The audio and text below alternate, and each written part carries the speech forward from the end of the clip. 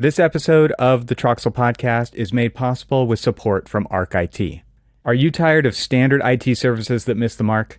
Choose ArchIT for specialized, proactive IT management, BIM support, and robust data security tailored for architects. Whether you're a team of 10 or a growing firm of 50 plus, ArchIT understands the architecture industry and will empower your unique creative vision to enable you to do your best work. Embrace a technology team that enhances, not hinders, your design process. Visit getarchit.com for your free IT assessment and start transforming your firm and your tech experience today. That's getarchit.com. Welcome to the Troxel Podcast. I'm Evan Troxel, and in this episode, I welcome Nirva Fereshetian. Nirva is a principal and chief information officer at CBT Architects, which is a Boston-based award-winning design firm providing services nationally and internationally in architecture, interior design, and urban design. Nirva holds an undergraduate degree in architecture and a master's degree in architecture and computation from UCLA. At CBT, she leads multiple teams within the digital practice group, including design technology, business technology, and computational design. And in her day-to-day role as CBT's CIO, she was also named one of the top women in tech in Boston this year. In this episode, Nirva and I explore the complexities of implementing and managing digital practice within an architecture firm, including the challenges posed by tool fatigue, the importance of understanding business problems, and the intricacies of vetting and adopting new technologies. Our discussion covers the evolving role of technology in architectural practice, the benefits of collaboration between firms within the AEC industry, and the importance of building a continuous learning culture. Nirva also shares her insights on integrating technology seamlessly into architectural practice and fostering innovation through effective communication and relationship building. As always, my ask of you is to help the show by subscribing to Troxel on YouTube and in your favorite podcast app to let me know that you're a fan. If you're watching this video on YouTube right now, please click that like button. And if you'd like to get an email when episodes are published with all the links and other information from the episode, you can sign up at trxl.co. You can also directly support the show by becoming a member at that site as well. Again, that's trxl.co. So, thank you for listening. And now, without further ado, I bring you my conversation with Nirva Fereshetian.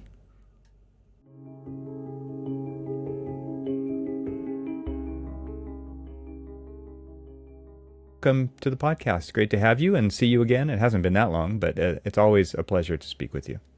Well, thank you for having me, Evan. I have certainly been the beneficiary of listening to so many great conversations you've had with other guests. So I'm hoping that this conversation will be a good one for others.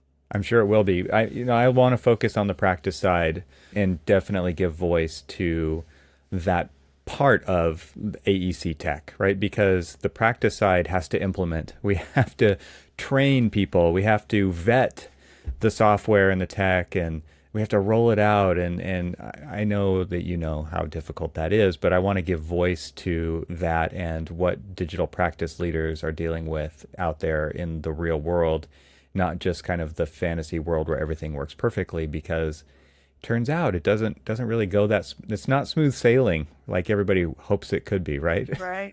So give us an idea of what your role is at CBT. I mean, let's assume that I've already read your bio because people listening to this will have already heard it, but introduce what you're actually doing, because there's a title, but then there's what you actually do at a firm, and give us an idea of the size of CBT and where your practice is located. Right.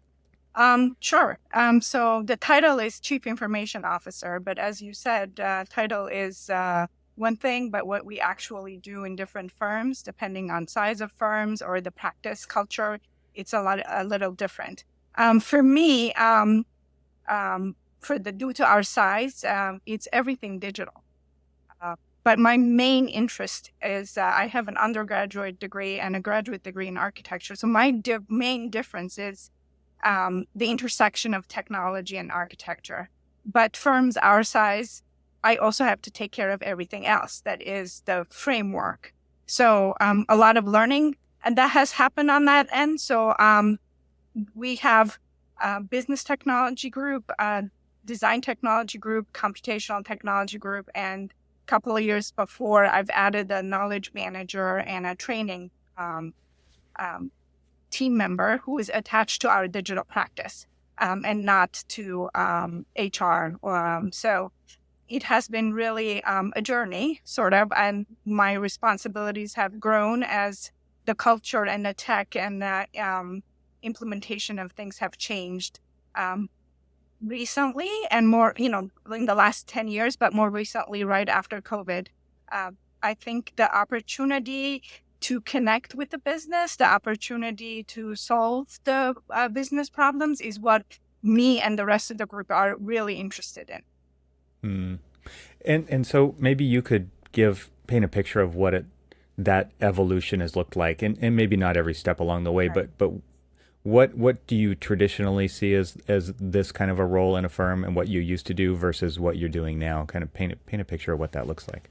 I think the phenomenal difference has been that a lot of a lot of people have started similar to me, where they have an architecture background and somehow got involved to technology. Mm-hmm. And but the major difference I see from now than it was before is that technology has gained um, to be not really in the forefront still, but to be on the table of the discussion. Mm-hmm. Before used to be, can you make something work? Or are we using the right version? Or can we get on Revit? We're on AutoCAD. But I think now the difference is, do we understand what the business does? Can we solve their problems? Can we enhance the strategy? And so it's a very different role, especially firms our size. I think if you are in the much larger end, you still have a lot of segregation of, infrastructure, technology, and other things versus digital practice.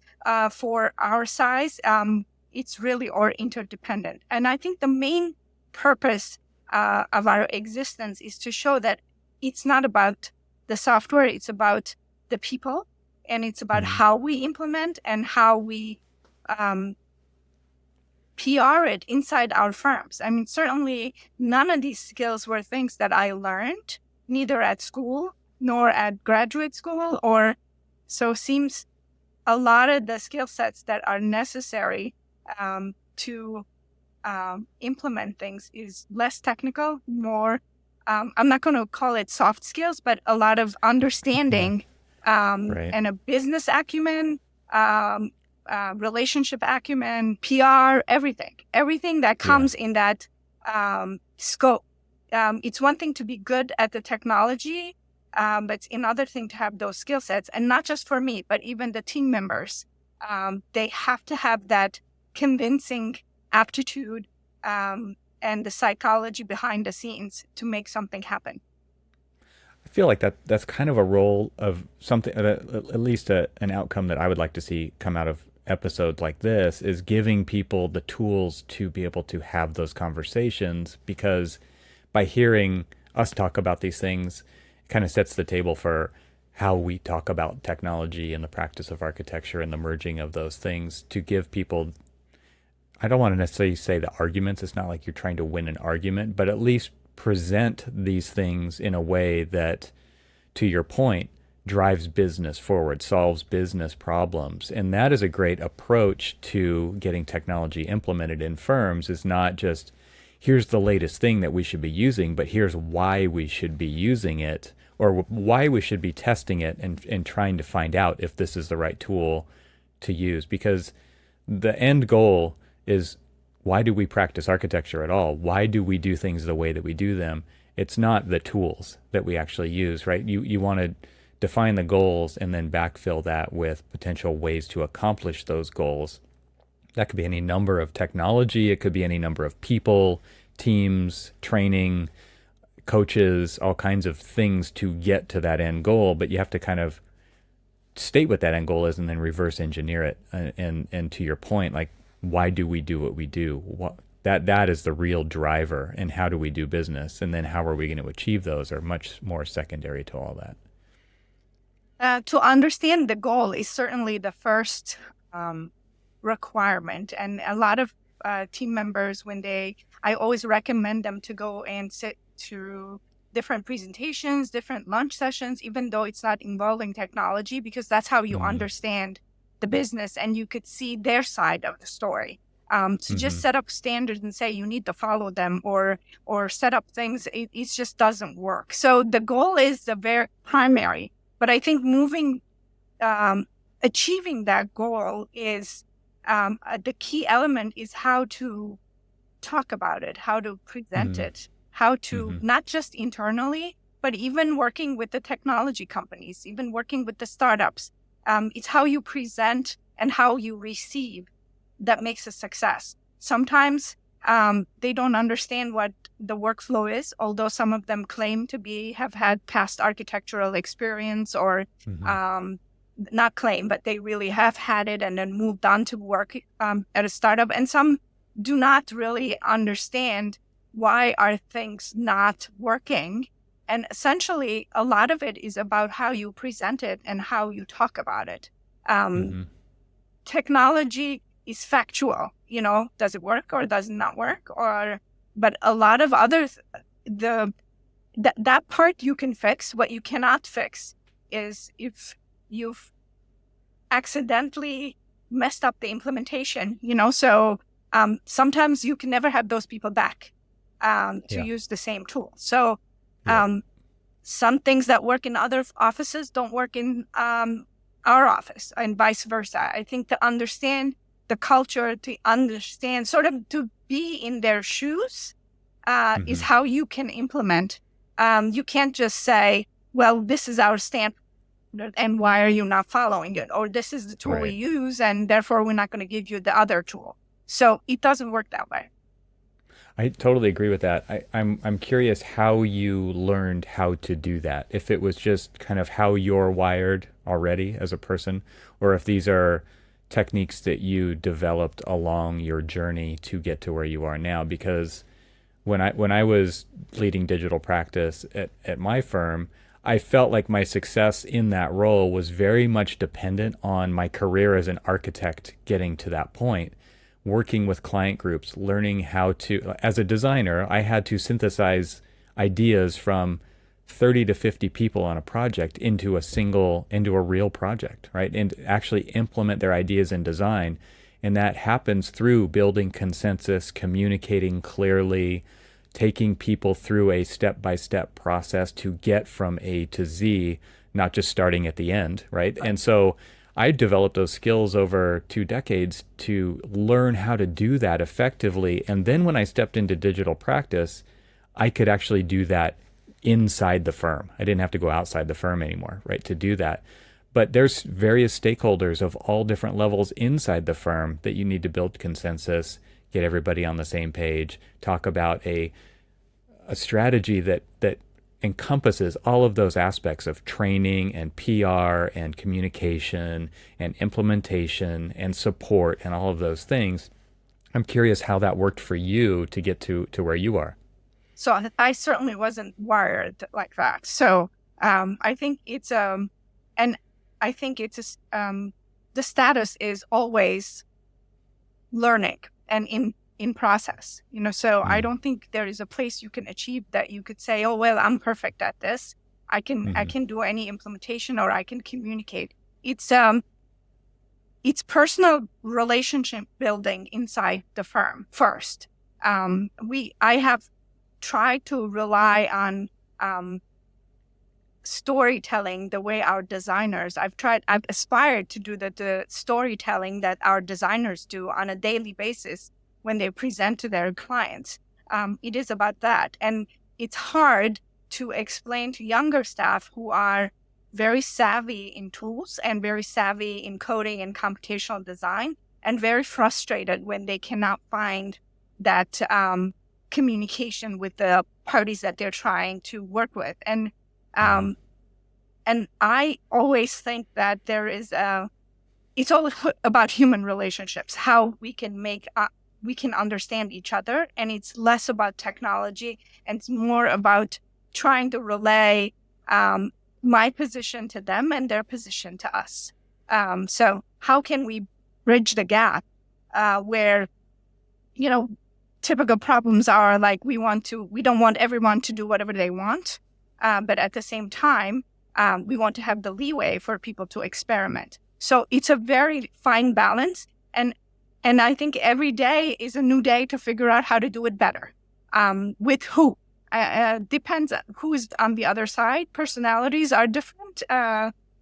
People's experiences are different. There's always, well, we did this in another office or something, so there's always that challenge that comes by. And yes, it might be different with clients, with different team members, and we just have to learn to adjust.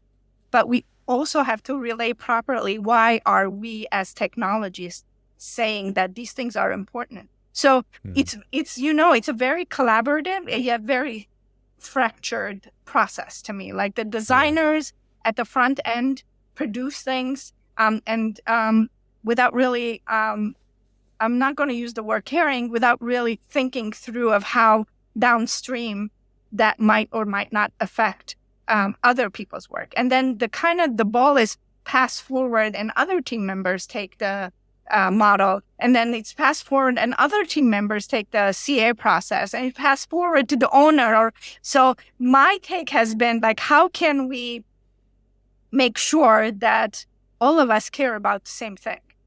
Because everything is connected, and it's not just, do my task and throw it over the fence and send it to somebody else. And the success of the firm, I think, is about understanding that and then carrying that success on a project level outside of our firm.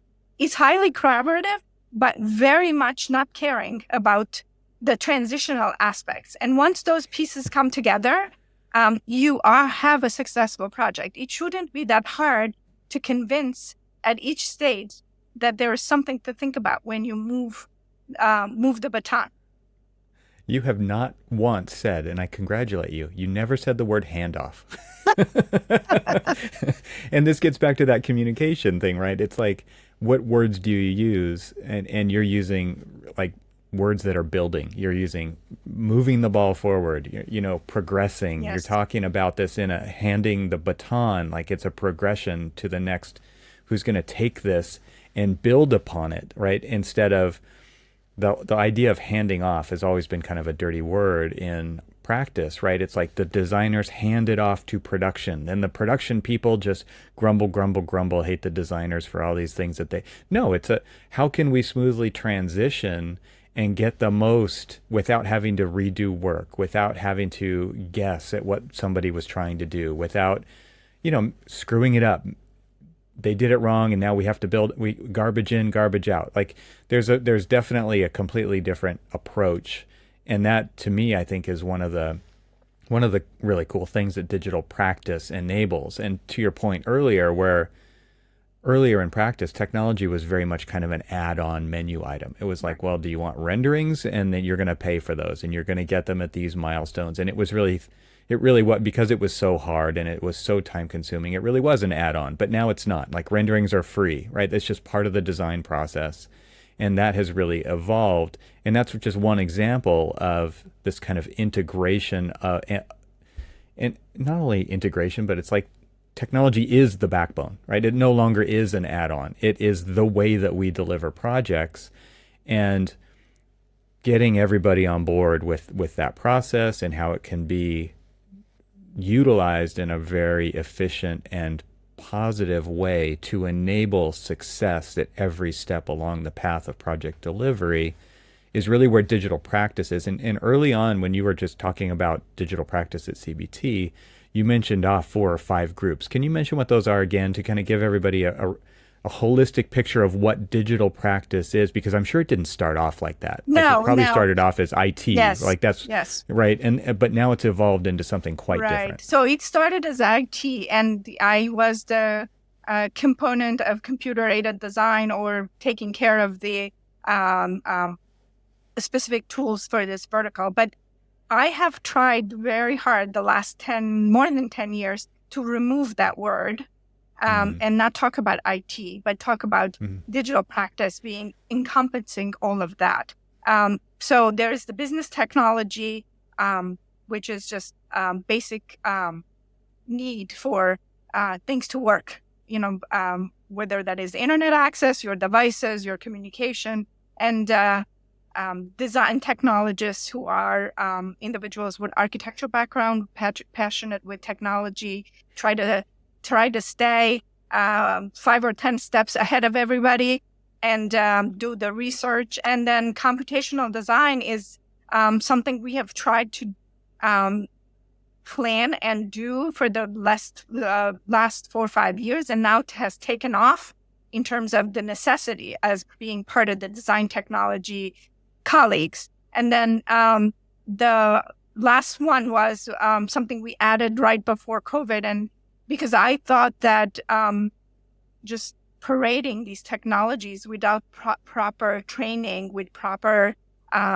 monitoring of those trainings. So that's a knowledge manager that we have that manages our learning programs or our individual setup programs and lunch and learns. Or, I think a lot of it comes from seeing.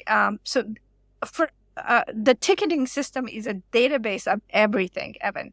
I feel like if you look at it, you can figure out what is the pulse of the company. Where are we lacking? Why are they asking so many questions? Something's broken.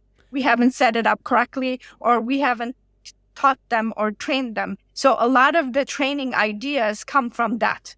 So if it's repeatedly asking the same thing, or repeatedly we're having issues in setting up a model or whatever, that means that I always say it's not them, it's us. And I want to make sure that there is no them and us. I shouldn't even have used that word.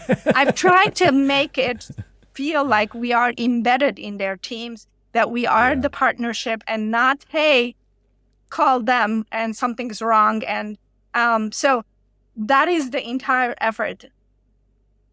Are we successful 100% of the time? No, like I said, it's always a new day and a new way of working, but we want to be considered as part of their embedded teams, be part of them, be part of the business. And even on the business technology side, which is a little bit further out than all the others architecturally, I always tell them that if you don't understand what we're doing, you can't fix our devices, because you have to understand what the outcome of the business is and what they're trying to do to give any kind of support.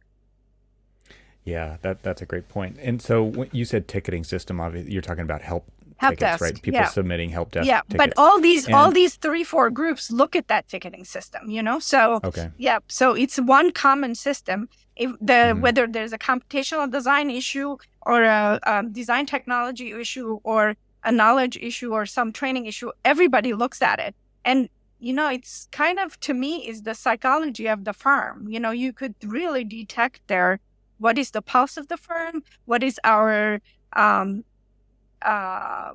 support structure, how many people are having problems. And so it's a lot of help for decision making, just in general.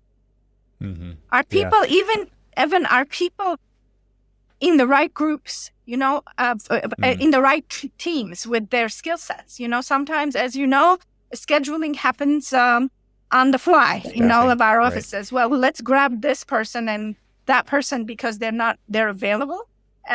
So we can detect that immediately, that the person might not be in the right role, or might need something to be in help of or training of some kind to be in the right role. So I feel like we're trying to connect the right technology with the right people constantly, whether it's inside or outside. Yeah. That's interesting. How large is CBT? How many people? We're between 200 and 250. Depends when you ask us. Yeah. Okay. I'm just curious because I think, there's smaller firms that don't have help desks implemented, right? And so at some point it becomes like, this is how we manage the flow of information in these ways, like for support or for information, right, that you're talking about. So smaller firms probably struggle with that a little bit more, and they don't have the data to look at. But I think this kind of makes an argument for a system like this, because if you want insight into the pulse of, And it has to be a thing where people get results out of, or else they're not going to use it, right? So if you have a help desk and you're just collecting information and you're never acting on it, like that doesn't work either, right? So people just won't use it, and then you still won't have insight into the pulse of what's actually going on the floor of your office. So these all go together. And I think what's so interesting about kind of how the structure that you just laid out as far as digital practice goes, and how it operates as one unit, but you have several different special roles within that, or groups, that it really is a holistic strategic endeavor. And you have to think about it that way, or else it's just not going to be effective in your organization. Right. And I see it like a practice unit, interior design is a practice unit, and urban design is a practice unit. And it's a practice unit that kind of is the center of all of the practice units to try to help, as it's not only just one size doesn't fit all outside of our firms, but one size doesn't fit all even inside of our firms, depending on the scale of a project, or the typology of a project, and the people that are involved in the project. This episode is made possible with support from Avail. Avail makes the best software to manage all of your AEC digital content. Dedicated to developing tools that save AEC teams time, Avail has now added Revit application version management to its suite of content management capabilities. Once a painful manual process, Revit application versioning is now automatic for Avail customers. Publishers simply upload files to an Avail channel, and the files are automatically converted to newer versions from Revit 2021 through Revit 2025. For users, the experience is then seamless. They can search, select, and utilize the Revit content in Avail, regardless of what Revit version they are working in. Inquire about a demo of Avail and its new Revit application version management features today at getavail.com/request-demo. My thanks to Avail for supporting this episode of the Troxel Podcast. And now, let's get back to the conversation. When I used to present the structure of digital practice and how it would become a thing at the firm that I was at, first I thought about it as like, we have these different practice groups, and digital practice was a layer that kind of ran on top of all of those. But later on, I switched the diagram to be more like what you just said, where it's a hub in the middle. And all of these pieces come off of, but also feed back into that hub, because it really is, like I said earlier, like the backbone of how we deliver projects. We're not going to deliver projects any other way. We're not going to deliver vellum. We're not going to, right? We're not going to do blueprints. We don't have the ammonia machines. We're not doing it like that anymore. So we actually have to reconfigure the way that we think about this so that everybody can use it to its fullest potential. Because if you can't get out of your old way of thinking about the way that technology was implemented as a separate layer, if you can't think about it the new way, it's not going to actually reach its potential in the organization. Right. And I think it's the hub and the success of the hub is how far the extensions are, and that relationship to the surrounding, I don't know whatever you call it, either typologies or studios or whatever you have in terms of structure of an office, or practice units, other practice units. So if you have, and I've tried to establish that on different levels of communication. So I have a group of people that I've picked from those practice units, as I call them, like technology allies, so to kind of run some of our ideas with them first, to say, hey, is this right? And then also get information from them as the inner workings of their practices and what their experience has been. Why are people complaining? What is it that truly not working? Not the technology, So those are like not the fix and break things, but what is the process? And in some instances, the solution might not have anything to do with technology, but it might have something to do with the way the process is set up, or the way client demands are different from other projects. So there is so many factors. And essentially, I think that we have changed processes. Yes, we don't use vellum and we don't use other things, but in some instances, we haven't changed the way we think.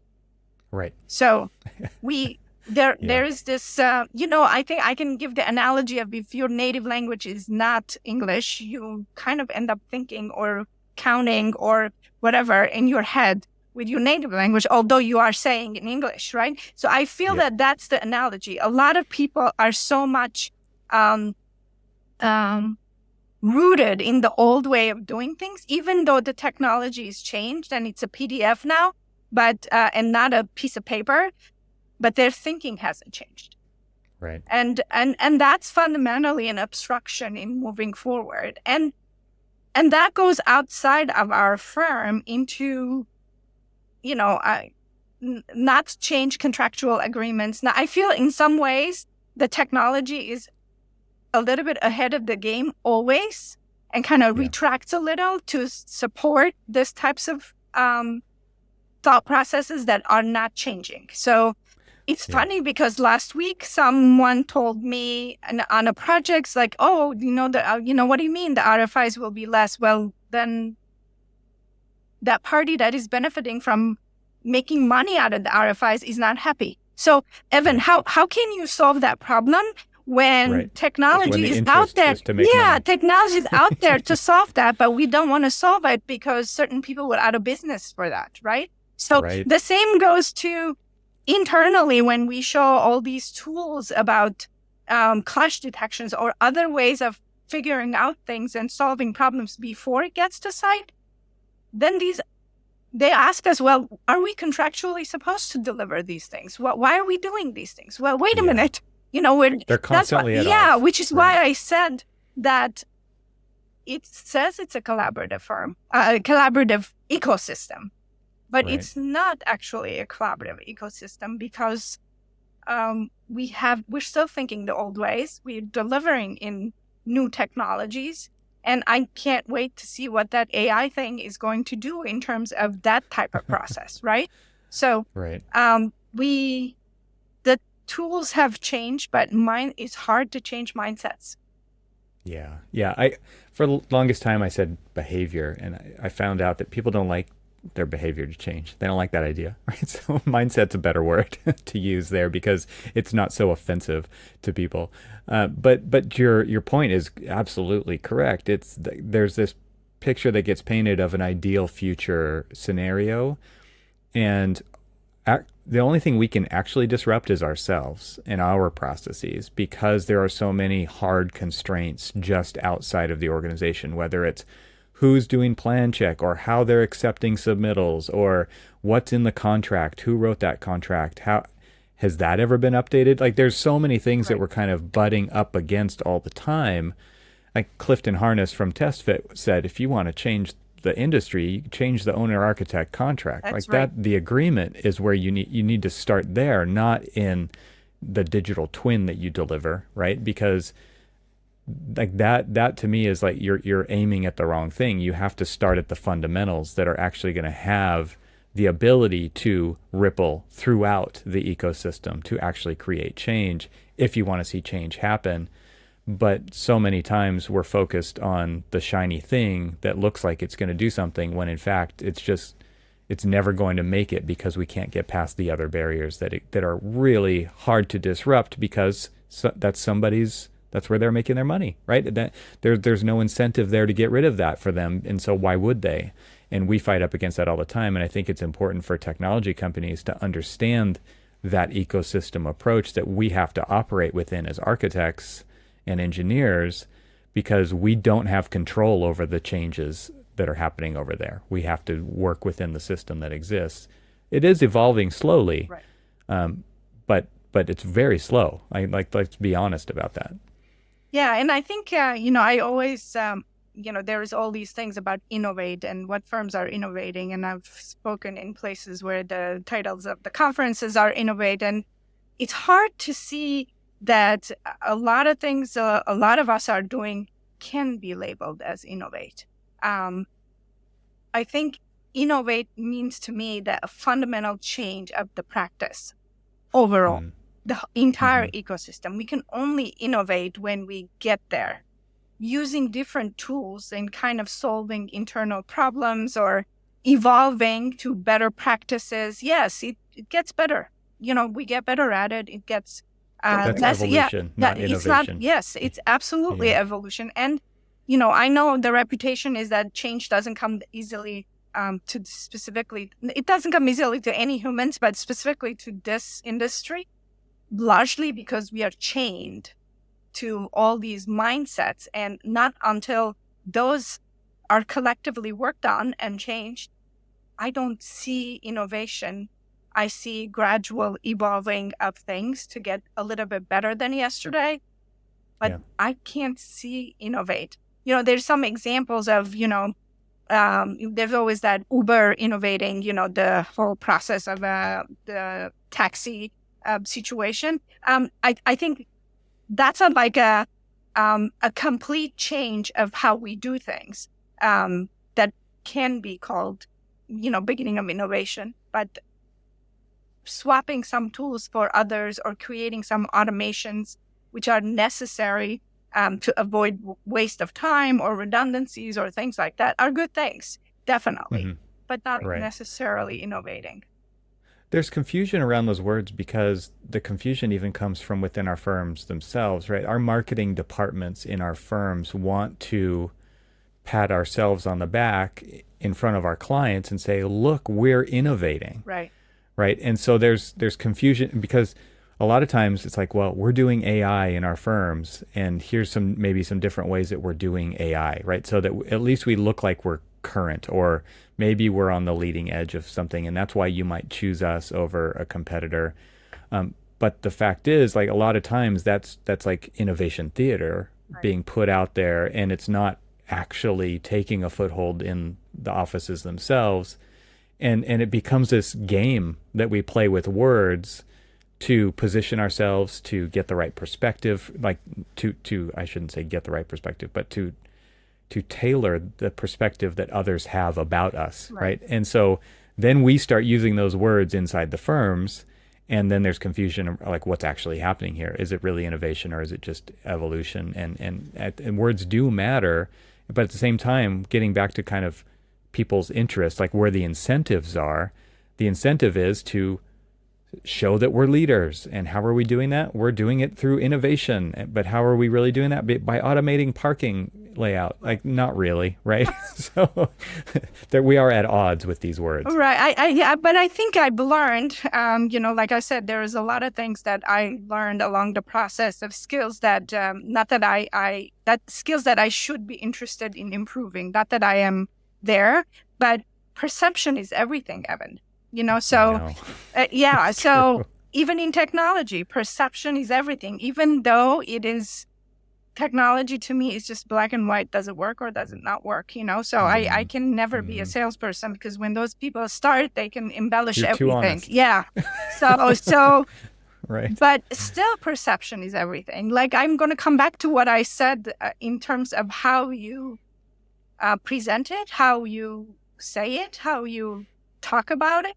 And I think, we work with dozens of startups. It's something that I am very, very passionate about, that it is anybody in this ecosystem needs to contribute to all those people that are trying hard to innovate, do something very different, or go up against incumbents that never was not a reality in the last decade. So I think by contributing whatever, I think we're a beneficiary of others who've contributed and worked with the startups. And so we need to put in some things to our share of it. So I feel very passionate about that. And we have worked with lots of them. But I feel like them and us, it's all about perception. And sometimes they're not good at showing, they're not good at presenting. They're not good at, although their product is good. And sometimes they're so good at presenting, but their product is not good. The value's not there. So, and the same goes for us internally. It's how good are we to communicate with all those other practice units and collaborate. I think it's all about how we're perceived. And once once the perception is broken, Evan, it's like trust. It's hard to get it back. Yeah. I was speaking with a building product manufacturer just yesterday, actually, and innovation is happening. Evolution, I'll say, is happening in their Yep. category of product, but maybe an old version of that product didn't fly with architects, right? And therefore the category has been written off. And it's Right. very hard to reestablish yourself as, well, we fixed all those problems and now you can count on us. Right. That's a Right. super hard barrier to overcome. And so you're talking about that from like technology standpoint, right? It's the same. It's This is a human condition. Like it happens in all categories. It's like, oh, I don't trust that brand of vacuum because it You had broke one on me after a week. experience. Yep. It doesn't. Yeah, it's all based on experience, and it is very hard to reestablish maybe a new version Right. of that in the market once you've already created a bad situation. I want to talk about these startups that you're working with, not necessarily by name, but just in implementation, because something that you've talked about is tool fatigue. Yes. I've categorized it as digital fatigue or app fatigue. It's like more and more of our time is consumed sitting in front of a screen, whether it's a desktop or a tablet or a phone, right? It's just more and more screens, and we're being inundated with the tool explosion that's going on in AEC, but everywhere else as well, right? So these do bleed into each other for sure.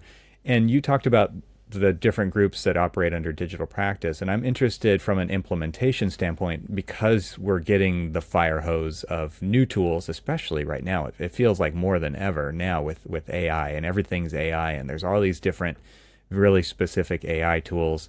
Not to really go down the AI Right. lane here, but just tools in general in AEC. I'm interested in vetting and implementation and support and training, and just for you to kind of tell a story about how you go about trying to accomplish that. And the reason why I want to talk about this is because these tech companies come to you like they are the only thing that you need to pay attention to right now, because that's their world, right? It makes sense. But at the same time, they don't really look around and have the bigger picture perception that you have to have as a digital practice leader, CIO of CBT architects, to say, we have to look at everything and how everything works together and how we would roll this out to 200 plus people across this many offices. And then we have to support it and we have to train. Like, all of that responsibility falls on you. All they have to do is sell you the subscription, right? And get you to buy into that subscription. But talk about the real world challenges with all of those things once it actually gets through the wall, and maybe even step before that. How do you even go about vetting or trying out or getting excited about these tools that are on offer? Yeah. I think the I don't know, there are lists, say EC Hub everywhere, over 1,000 tools to look at, and Only each a one, thousand yeah, I plus. don't know, Yeah. over 1,000 or whatever, but also the entire other ecosystem of non-AEC tools, that there is also 1,000 of them to look at. And I Mm-hmm. think that it very much, for me, I'm one of the other skill sets is I now investigate how they're backed up and what's their VC funding, things that I never looked up before, Evan. Like, Because of longevity that's right. concerns and Oh, things like that. because Yeah. things that, I always say that we're putting bets on the table. Right. And sometimes the company is disappearing. Like, we never tested one, but like, I think the company's name Code Design or something, like after 4 or 5 years, they just disappeared. Closed doors. Right. They Yeah. closed Closed for shop. good. And that doesn't only happen with startups. It happens with established companies, like Autodesk decided that they're not going to support Format anymore, although Right. they really hard pushed it for a few years before that. So it's there is certainly risks. But I think part of it is that I kind of categorize tools. It's very important to look at them as to what process they belong to. So for the front end, and which is why everybody, when you ask, does an office use AI? And mostly they talk about the image generation part of AI, because I think not only that is the most, design seems to be the king of our, it's always the flashiest role in our offices, So, but beyond that, it's more of a one-to-one relationship with the tool. So if it's an individual workflow, it's relatively easy to say, well, we can test all of these things, and it's just personal preference to say yes or no. So the examples are that if they want to use Veras because they used it a couple of times and they think it's good, or even on a basic level, we have designers who want Enscape, others want Twinmotion, others want something else. But those are relatively easy to say, well, we can test it, and even if we don't, if there's personal preferences, we can kind of consent to that, right? So this designer uses that and not that. But when it moves beyond that, it becomes extremely critical to try to make good decisions and kind of pass it through. It says a couple of things. Is this solving a problem? Is this better than is it replacing another tool we have? Is it adding to another tool we have? Definitely, is it providing some service that we can do now that we weren't able to do before because we didn't have the tool? It has to kind of comply to one of these things. Is it faster than what we have? So I divide it to parts. It's some things that the design technology team looks at some products as a replacement to an existing product that is not working, or people in the teams have heard it or tried something and they think that it solves a problem they have. So our initial step is to actually create a small testing group, whether it's inside our teams or the design technology, and kind of validate that before we move on. And in many instances, it's real hard conversations with the startups to explain to them if that fits or does not fit in our workflow. So even established products is hard to implement if it doesn't fit. So sometimes there's so many overlaps. The product builds a 3D model, but our designers don't want to use anything but Rhino. So how does that work out? Because then they ask for the plugin to Rhino to that product and not build it there. So if you don't understand the workflow, or if you're trying to build something where there is a industry accepted product, if you're replacing that, you need to at least be as good as that. Don't come before that, Don't come before that because we're not replacing it.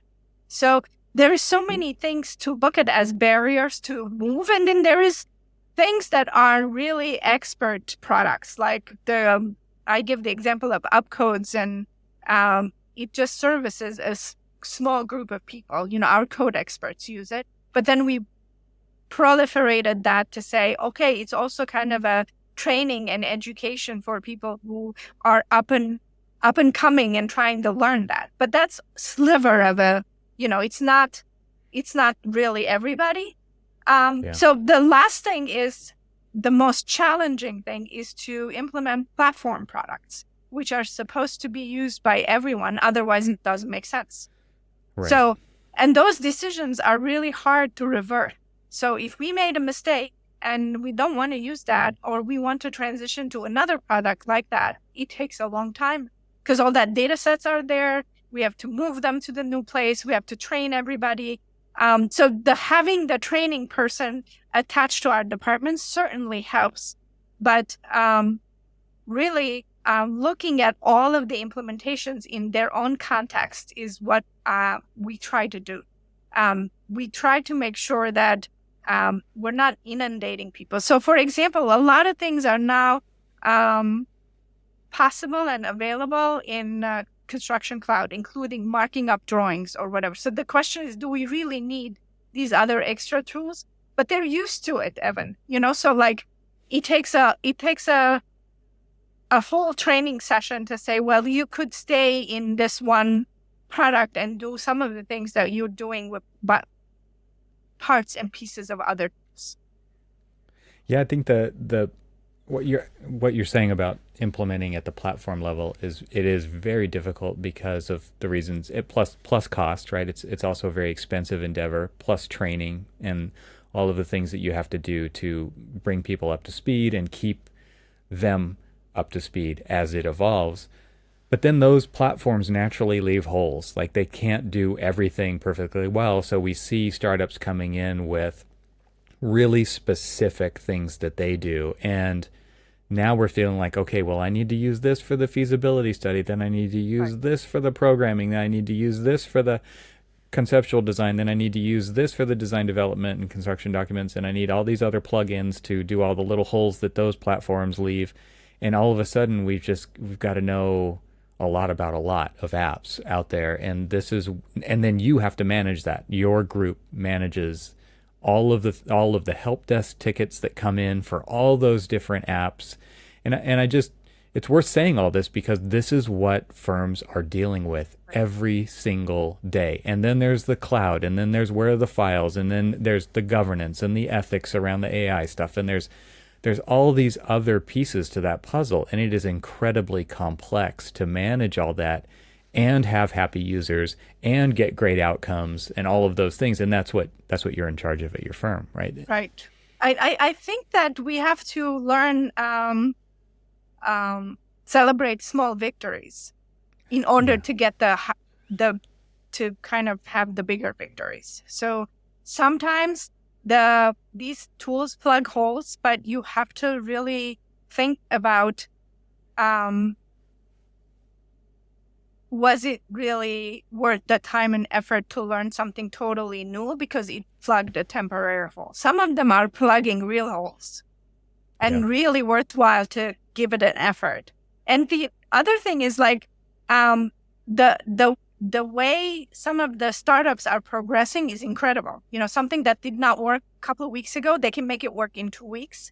So you can't just leave them and say, well, it didn't work. So in some of our instances, it's so refreshing to talk to owners and directly or developers directly on the issue and immediately get response and fix it. And those are really great experiences we're having in terms of using products that, develop that fast or change that fast. Versus the ones that don't. That's right. That's versus the ones that, people have been complacent about, right? So it's not going to work. That's it. We're set where we have 10 different workarounds and that's how we're going to live because we know that nobody's going to do anything about address it. Yep. Yeah. This episode is made possible with support from Avail. Along with their newly released Revit application version management, AEC software company Avail has added another powerful new workflow feature called palettes to its suite of content management capabilities. Palettes are user-customized lists of content in Avail and can function as a favorites list, as starter content for a specific project, or to drive workflows such as redlining construction details. Customers administrators can add palettes to their accounts through the Avail Manage portal page today. Interested in seeing palettes in action first? Request a demo at getavail.com/request-demo. Avail helps AECO firms better manage, organize, and navigate information faster. My thanks to Avail for supporting this episode of the Troxel Podcast. And now let's return to the conversation. Yeah, so how do you develop and just keep a continued learning environment going? Because there's probably all kinds of experiences around that. There's the I'm just going to keep doing it the way I've always done it because I know it works and I'm okay with the holes because I know the 10 workarounds that I need to do, versus vetting through a myriad of options of promises to fill those holes and finding the one needle in the haystack that actually works. That could be fatiguing, just going through that process, right? And that leaves, you could get a lot of different outcomes there. I'm just curious about how you keep this culture of continuous learning going and create time for people to actually try new products, because that's I think another thing a lot of firms struggle with, right? Is we have deadlines. We don't have time to figure out if this new tool is going to do something for us. And so Can you talk about that side of it Yeah, I in mean, CBT's practice? time is essentially the root of the challenge, actually. It's not the cost of the products, it's actually time to implement it properly, test it properly. Some of the startups don't understand that things can't happen in 30 days. So, oh yeah, you're going to have to give. I'd rather pay and have a paid trial so we all Then the can trial runs out. sanely think about it, rather than Right. 30 days and so-and-so has a deadline and well, with good intentions, we want to try it. And I have a lot of eager people who want to try it, but you know how the deadline driven are we and how last minute projects change and then people get pulls from those. So I think time is really a challenge. And a lot of times it's the person's enthusiasm that has made a mark, Evan. And people have gone, if the product is good, have gone above and beyond to test it, even outside of our working hours to make it work. But that I'm not advocating that at all. But what I have tried to do is present the successes through others, not through our team members. So we want to showcase in our presentations them, not us. They trust each other more than they trust someone saying that, hey, we think this is better than that, or you need to use this tool and that. So it's all by example. If we haven't been able to successfully make a team use it, make a few people test it and share the outcomes, then there's nothing to talk about, Evan. Absolutely perfect. That's great framing, and I think that's a great way to think about it because it makes so much sense because it actually puts the impetus on the information coming from them to you rather than the other way around, which like now you're in a mode of supporting for success, right? But you're not going to go out and find the things and then force them to use them. Right. And we're always in search of success stories, whether it's computationally, we've helped someone automate something, or we've helped someone to use a different tool to figure out something, or we asked a group of people. Like I said, we do have what I call our technology allies inside different practices, and we rely on them. And some of them have gone above and beyond to test something to a way that sometimes we don't have a real project to test on, so we go back and use an old project that has that scenario and say, can we, if we had this tool, then would it have made a difference? But these are time to do that. That's right. But these are real commitments, Evan, of time and effort and enthusiasm. It's not like everybody has it. So you kind of have to pick and choose and accommodate people's schedule, which is kind of hard to explain to our startups. Like once we start, they keep emailing me. So what happens next? Are we doing it? So are we going to buy it? Or and unfortunately, I understand their predicament because they have a certain amount of money and a certain amount of time to prove themselves. And I think that's the challenge we have together to minimize. So understand each other to minimize that. So it's a beneficiary. We both are a beneficiary of the process. So, which is why I think that this ecosystem needs to really collaborate with a big C. So sometimes, for example, I have found it refreshing that some startups have set up calls where many of the people who have tried, like us, other firms, are sharing in the conversation. It's not just us and the startup, but we're getting the outcomes of others who have tested it because we cannot do this alone. And so lots of people have made lists of some kinds, and I've commented on the lists and like, don't put things in there that you have never touched or know about, and so, or make us contribute and say, we've tested this. And I don't mean in a negative way necessarily, but sharing of our experiences and sharing why it worked in some place and did not work in another, or contributing on how they continue to develop the product is really important. So one of the other factors is that there remains big name products that are like Rhino and Revit that are the dominant tools, and everything else kind of has to talk to them. And if they don't talk to them in the beginning, it's just not going to work. So it seems like the strategy is it has to talk to them before it can replace them. That's right. Because of there's so much already invested by the firms into those platforms. It's going to be very tough to switch to something at some point anyway, right? So it has to work its way. The Trojan horse has to work its way into the system. Yeah, and even if it's not replacing them, Evan, it still has to work with them.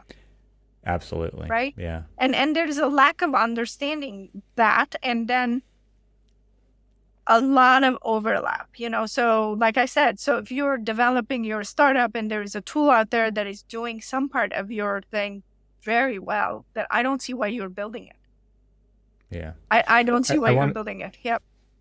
I want to talk more about the refreshing change in practice of this outward sharing, because I think that's kind of lots of firms have kept things to themselves, and they're developing ideas, and they think it's their IP, and they want to keep it to themselves, and there is much more of a sharing culture developing there. Before we go there, though, I just wanted to ask, how do you spotlight these success stories that you talked about with the people who are doing interesting, useful, valuable things with technology in your firm? Do you have an intranet? Do you post those on there? Do you do it outside of the firm as well? Like how do you approach that, and how do you actually communicate those wins? We internally have sessions every other week, or at least 2 or 3 times a month. That something is profiled, something that this has been done, and mostly we try to encourage the others to present or co-present with them. We developed recently a platform called Employee Experience Platform, which is purely based on communication. It's a communication site and not an intranet. I don't want to use that word, as that is like a documentation and a depository of things. And this one, so we just deployed that about a month and a half ago, and we're trying to use that also as a way and means of internally sharing that information. Part of the stuff is like sometimes people complain, I didn't know we knew that, or I didn't know we were using that. So that's equally so. I have tried very hard to PR that externally. Like I said, I learned a lot and still need to learn a lot to move some of that engagement outside of us.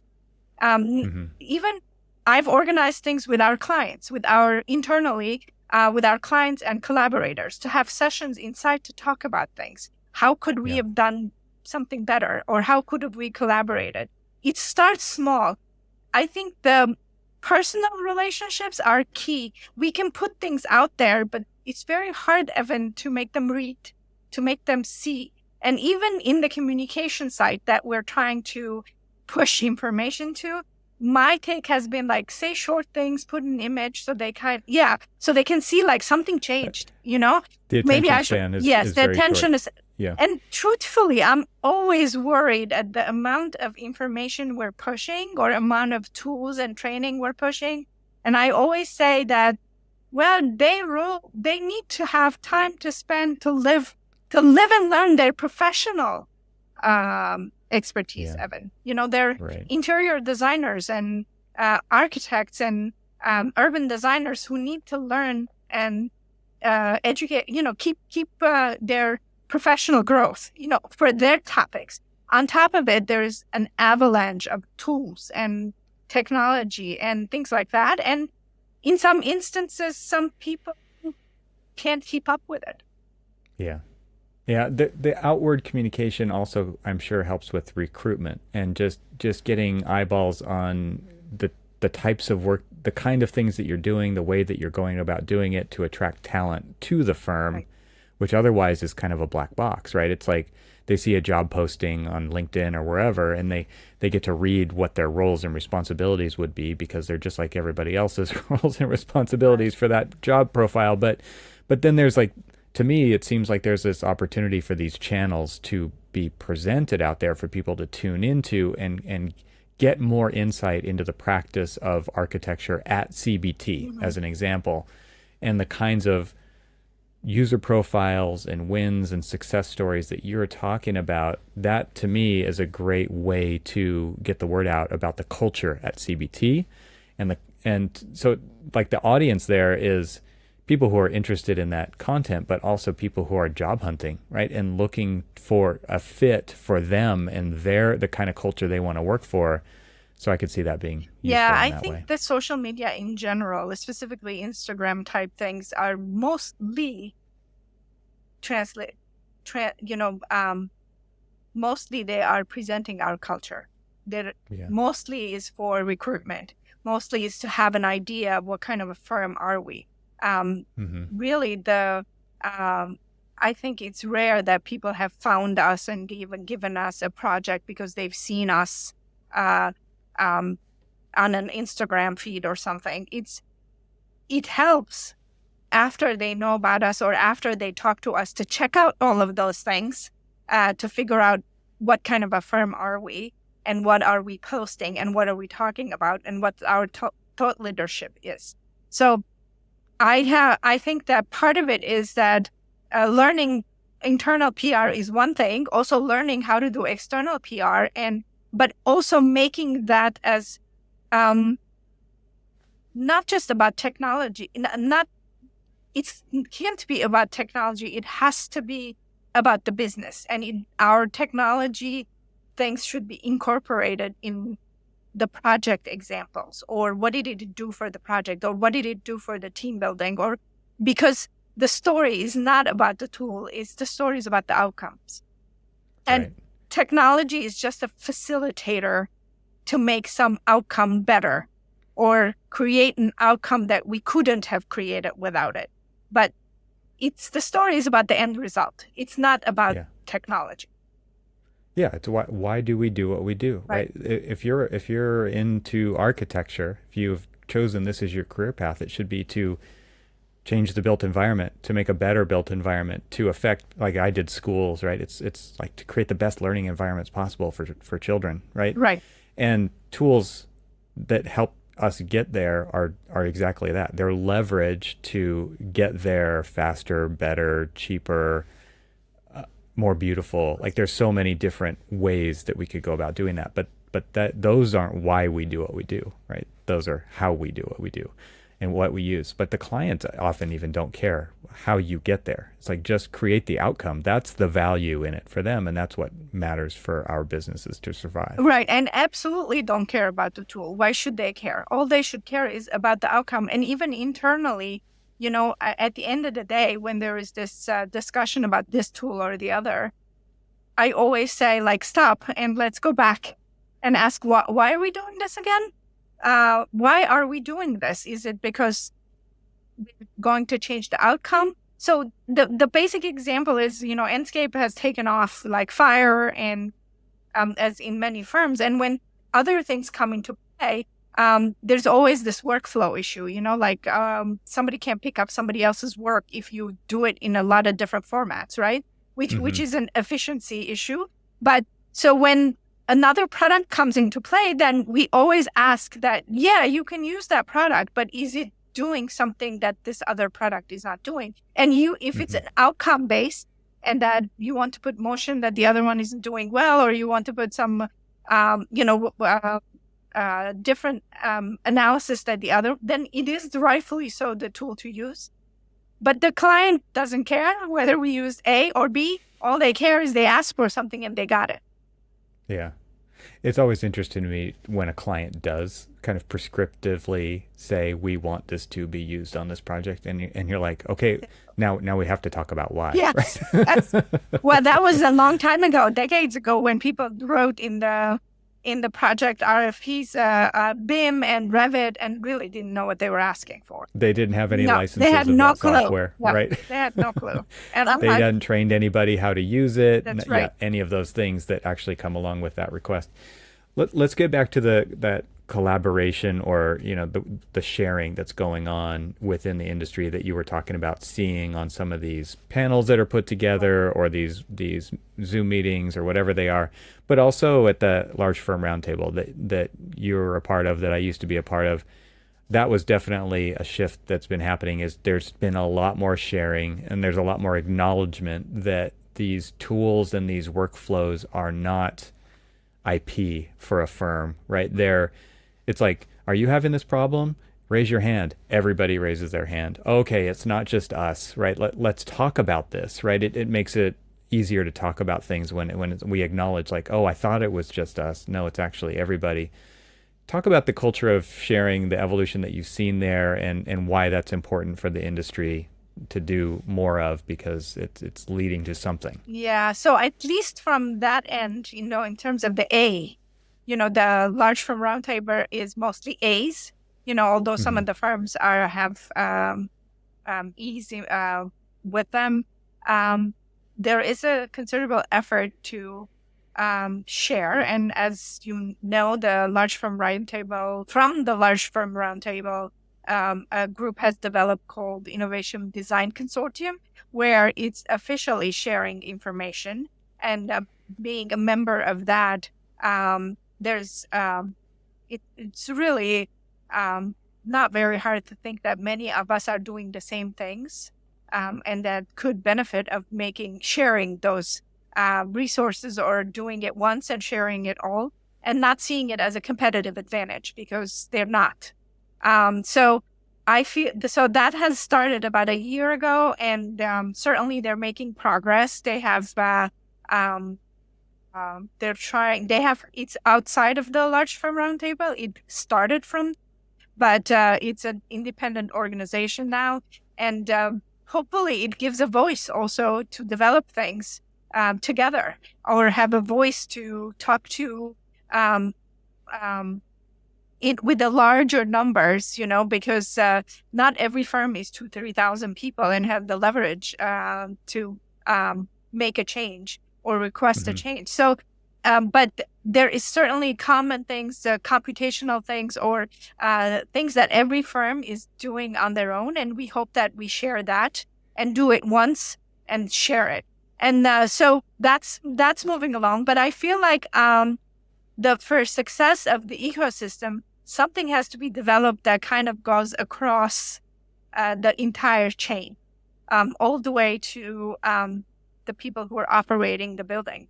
Like I said, before,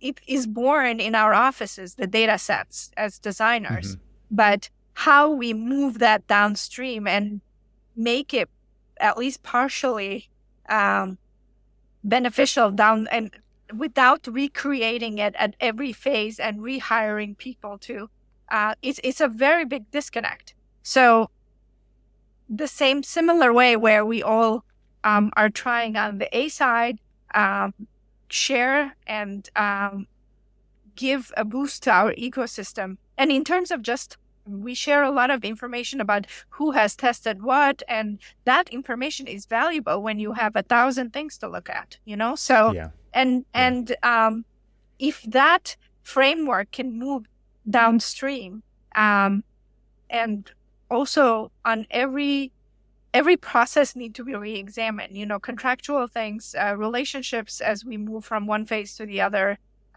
If that becomes more and more thought about, and those are the things that give us a heads up how to innovate, how to change us completely. And, I think that in this, I'm not sure we can evolve in AI. It's a drastic change. The fact that we use small tools, rendering tools or code tools or anything, is not necessarily, in my opinion, make a big use of the AI ecosystem yet. Mm-hmm. Once the data sets are coming in, once we're making real conclusions, once we have shared data sets where we're making some deductions from our previous projects, collectively experiences, so that we can project, potential predictions for how should we move ahead with the next project, and what is the learning that's going to happen across that platform. Those are AI things, which we are still pretty far from.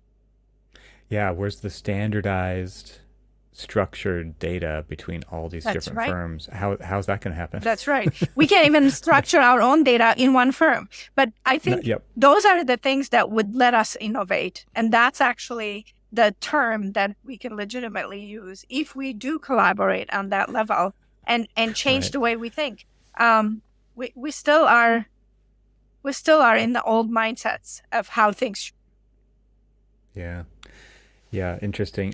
I'm curious about this idea of the tools proliferating their value beyond the role, our current role as architects, and what the incentive is there, because the business model hasn't changed, or is it changing? The contracts haven't changed, or are they changing? I'm just curious what the incentive is. I mean, I think everybody agrees that that would be great if we didn't have to redo the work Right. at all of these different steps and pay somebody to implement that. And it seems odd that that happens, but it does happen because there's no incentive for the like at that point, it literally is a handoff, right? Right. And so what is the incentive to drive that from the architect's and engineer's point of view? It is changing, but not at a speed way. So I think before, where years ago, where we never gave our Revit model to anybody, that has drastically changed. So Sure. yeah, I mean, even if we gave it with all kinds of written statements not to use it, not to measure from, Caveats. so, Right. but now, a lot of our contractors and CMs are saying, well, we want to use the model. So, Yeah.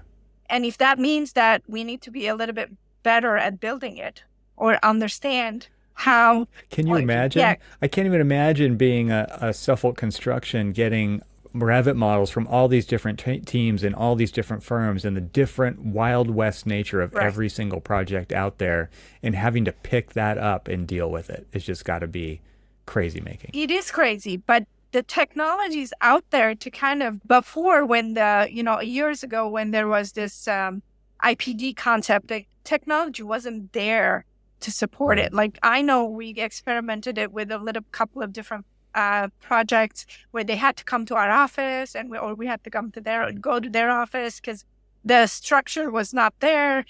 We couldn't share a Revit file. So we had to use Revit server, whatever. But now I think there has been the cloud and the posting of all of that content there makes it really, gives hope that these things can be shared and work together. And if you think about it, if you think that we are one company and do downstream everything, then we would behave very differently. Right. Right.